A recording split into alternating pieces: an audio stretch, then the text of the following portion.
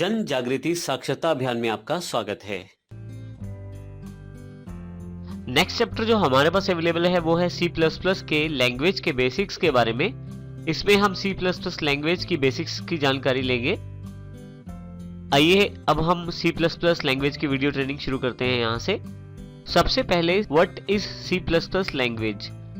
यदि हम C++ language की बात करें तो सबसे पहले हम एक जानकारी और लेते हैं। यहाँ से हमारे पास पहले C लैंग्वेज अवेलेबल हुई प्रोग्रामिंग लैंग्वेज के रूप में, जिसको 1972 में डेनिस रिची ने बनाया।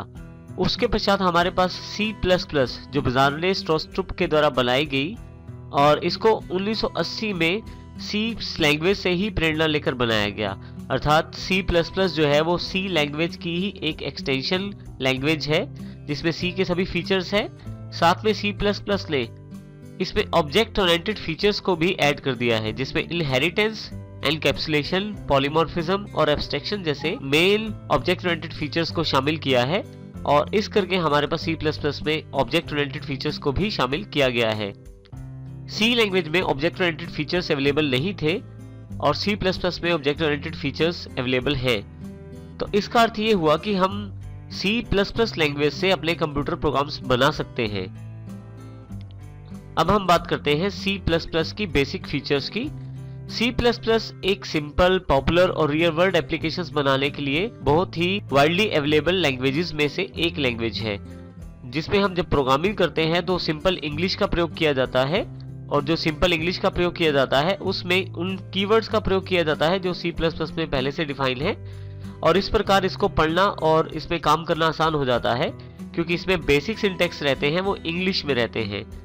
इसके साथ ही यदि हम यहाँ देखें एग्जाम्पल, हमारे पास वर्ड मेन, ब्लॉक ओपन और लास्ट में क्लोज कर दिया गया है, बीच में सी आउट, हेलो फ्रेंड्स। कुछ कोडिंग दी गई है C++ लैंग्वेज की। अभी हम कोडिंग पे ध्यान नहीं देते, हमारा मुख्य कार्य यहाँ जानकारी ये देना है कि देखिए यहाँ पे सिंपल इंग्लिश का प्रयोग किया गया है। वर्ड मेन, सी आउट, ये सब इंग्लिश वर्ड्स हैं और इनका प्रयोग करके हम C++ की प्रोग्रामिंग कर सकते हैं। C++ एक ऑब्जेक्ट ओरिएंटेड प्रोग्रामिंग लैंग्वेज है जिससे इसके द्वारा बनाए गए प्रोग्राम्स एफिशिएंट और फास्ट होते हैं। अर्थात इसमें ऑब्जेक्ट ओरिएंटेड फीचर्स को शामिल किया जाता है जिससे प्रोग्रामिंग की कैपेबिलिटीज बढ़ जाती हैं और जो प्रोग्राम्स बनाने का प्रोसेस रहता है वो फास्ट रहता है, जिससे हम ऑब्जेक्ट ओरिएंटेड के बेसिक फीचर्स का प्रयोग करके जैसे इनहेरिटेंस, पॉलीमॉर्फिज्म और इन एब्स्ट्रैक्शन, इनके द्वारा C++ में अपने प्रोग्राम बना सकते हैं। हम C++ में बड़े प्रोग्राम भी बना सकते हैं क्योंकि हमारे पास ऑब्जेक्ट ओरिएंटेड फीचर्स का प्रयोग किया जाता है जिसमें इनहेरिटेंस एक मुख्य फीचर रहता है। आप पहले से दिए गए कोड को या पहले से बनाए गए कोड को दोबारा प्रयोग कर सकते हैं, जिससे आप बड़े प्रोग्राम बना सकते हैं और जिसमें कोडिंग कम करनी पड़ती है और आप बड़ी एप्लीकेशंस को आसानी से डेवलप कर सकते हैं C++ के द्वारा। C++ का अगला फीचर उसका केस सेंसिटिव होना है। इसमें ध्यान रखना जरूरी रहता है कि छोटा a बड़े a से अलग रहता है, अर्थात स्मॉल लेटर्स और कैपिटल लेटर्स में यहाँ फर्क रहता है। इस प्रकार हम कोडिंग रखते हुए ध्यान रखते हैं कि केस सेंसिटिव लैंग्वेज है ये एक। हमारे पास यहाँ स्मॉल लेटर्स और कैपिटल लेटर्स में भेद रखना चाहिए C++ की कोडिंग करते समय। C++ के द्वारा जब प्रोग्राम्स बनाए जाते हैं वो पोर्टेबल होते हैं, उनको आसानी से दूसरे कंप्यूटर्स या दूसरे ऑपरेटिंग सिस्टम्स पर चलाया जा सकता है। बस आवश्यकता होती है उन्हें दोबारा रिकम्पाइल करने की, और कुछ मशीन्स पे उन्हें दोबारा रिकम्पाइल की भी आवश्यकता नहीं होती और आपके प्रोग्राम वहां पे रन हो जाते हैं। तो इसका अर्थ है जो C++ के प्रोग्राम है वो आसानी से पोर्टेबल है, एक मशीन से दूसरी मशीन, एक प्लेटफॉर्म से दूसरे प्लेटफॉर्म पे चलाए जा सकते हैं। C++ में काफी सारी लाइब्रेरी फाइल्स पहले से अवेलेबल रहती हैं और ये C++ में हेडर फाइल्स के रूप में अवेलेबल रहती हैं। हम इनके द्वारा प्रयोग किए गए फंक्शंस या ऑब्जेक्ट्स को आसानी से प्रयोग कर सकते हैं, जिसके द्वारा हम अपने प्रोग्राम्स को आसानी से बना सकते हैं।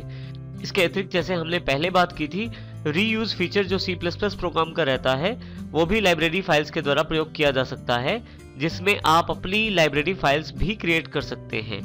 इसके अलावा हमारे पास ऑब्जेक्ट ओरिएंटेड फीचर्स एक मेन फीचर जिसे इनहेरिटेंस कहते हैं वो भी अवेलेबल रहता है, जिसमें हम अपने द्वारा बनाई गई क्लासेस और ऑब्जेक्ट्स को प्रयोग कर सकते हैं और इन्हें दोबारा प्रयोग किया जा सकता है अपनी आवश्यकता के अकॉर्डिंग। और एक क्लास से दूसरी क्लास में काफी सारे फीचर्स को इनहेरिट किया जा सकता है, जिससे आप बनी हुई क्लासेस के फीचर्स को नई क्लासेस में ऐड कर सकते हैं और वहां उनका प्रयोग आसानी से कर सकते हैं। यहाँ हम कुछ नई टर्म्स जैसे इनहेरिटेंस, ऑब्जेक्ट ओरिएंटेड क्लासेस और ऑब्जेक्ट्स की बात कर रहे हैं। इनके बारे में हम आने वाले चैप्टर्स में जानकारी लेंगे। यहाँ पे एक बात और इम्पोर्टेंट है, यहाँ पे हमारे पास कुछ लाइब्रेरी फाइल्स हमें ऑब्जेक्ट्स प्रदान करती हैं। जैसे हमारे पास सी आउट और सी इन दो ऑब्जेक्ट्स हैं। ये हमारे पास iostream.h नाम की हेडर फाइल्स में अवेलेबल रहते हैं। यदि हम यहाँ नीचे की तरफ देखें तो हमारे पास 4 header files as an example दी गई हैं, जैसे math.h, iostream.h, stdio.h, conio.h। ये हेडर फाइल्स पहले से ही C++ में शामिल हैं और जैसे math.h की बात करें तो स्क्वायर रूट, क्यूब रूट, हाइपुट और पावर फंक्शंस पहले से अवेलेबल हैं।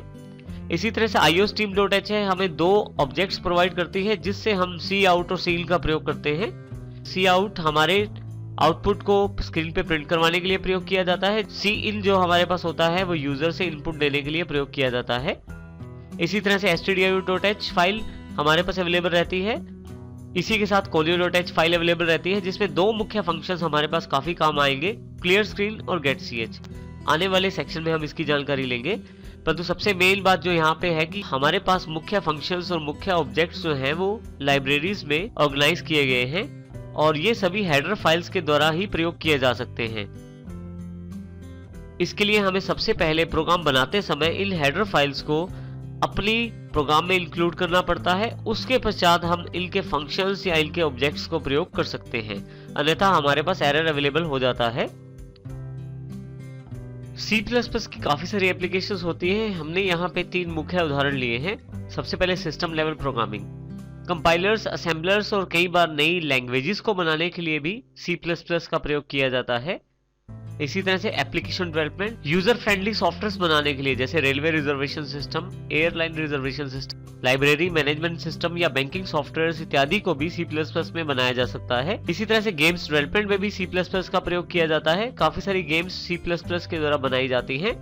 C++ के द्वारा बनाई गई गेम्स या सॉफ्टवेयर का सबसे इंपॉर्टेंट बेनिफिट ये रहता है कि ये चलने में बहुत ही फास्ट होती हैं, क्योंकि इनको कम जगह चाहिए होती है और इनकी परफॉर्मेंस भी बहुत बढ़िया रहती है रनिंग में। यहाँ पे कुछ एग्जांपल्स हैं हमारे पास C++ एप्लीकेशंस के, जैसे language compilers, text editors, printer drivers, network drivers, language interpreters.